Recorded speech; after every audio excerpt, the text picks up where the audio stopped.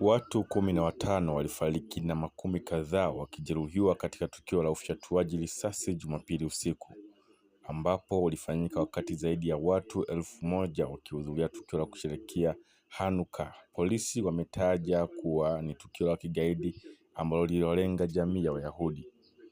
Katika video fupi, shujaa aliyeshuhudia alirekodiwa akimnyang'anya bunduki na mmoja wa washambuliaji wa Bondi Beach. Ametajwa kuwa Ahmed Al-Ahmed mwenye umri wa miaka 43.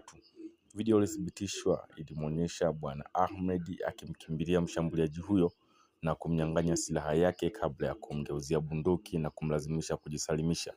Bwana Ahmed, mmiliki wa duka la matunda na baba wa watoto wawili, bado yuko hospitalini ambapo amefanyiwa upasuaji wa majeraha ya risasi kwenye mkono wake, familia yake iliambia E7 News ya Australia.